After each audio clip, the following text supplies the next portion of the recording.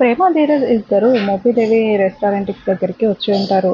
మీరు మీరేనా ప్రేమ అంటే అని చెప్తుంటే, అవును సార్ నేనే అని ప్రేమ పోలీస్ ఆఫీసర్తో మాట్లాడుతూ ఉంటుంది. అసలు ఏం జరిగింది సార్ అని అంటూ ఉంటే, ఆ రోజు అంత నేరం చేసి ఇప్పుడేం తెలియనట్లు మాట్లాడుతున్నారా అని పోలీస్ ఆఫీసర్ ప్రేమ ధీరజ్ వాళ్ళ మీద అరుస్తూ ఉంటాడు. హలో హలో ఆఫీసర్, అసలు ఏం జరిగింది ఏంటి, విషయం చెప్పకుండా మమ్మల్ని నిందితులని అంటున్నారేంటి, అసలు ఏం జరిగింది అని అడుగుతూ ఉంటే, ఆ రోజు మీరు ఏ రూమ్ బుక్ చేసుకున్నారు ఈ హోటల్‌లో అని అడుగుతూ ఉంటే, మేము 104 రూమ్ బుక్ చేసుకున్నామని చెప్తూ ఉంటాడు.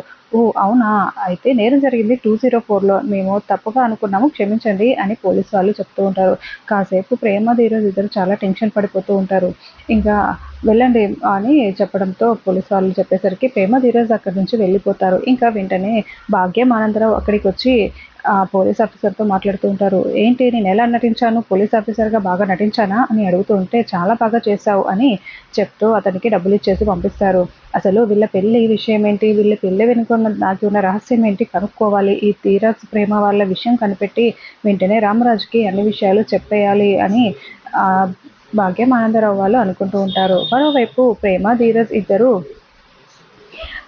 ఇంటికి వెళ్తూ ఉంటే ఇంకా ధీరజ్, ఒక్కసారి మన పెళ్లి జరిగిన రూమ్ దగ్గరికి వెళ్ళొద్దామా అని అడుగుతూ ఉంటే ప్రేమ, ఇప్పుడు ఎందుకురా అని అంటూ ఉంటుంది. మళ్ళీ ఇక్కడ దాకా వస్తామో లేదో, ఇక్కడి వరకైతే వచ్చాం కదా వెళ్దాం పదా అని ప్రేమని తీసుకొని లోపలికి వెళ్తాడు. ఇంకా రిసెప్షన్లో మాకు పెళ్లి జరిగిన 104 రూమ్ ఒకసారి చూడాలనుకుంటున్నాం వీలవుతుందా అని అడగడంతో, ఖాళీగానే ఉంది సార్ అని కీస్ ఇస్తారు.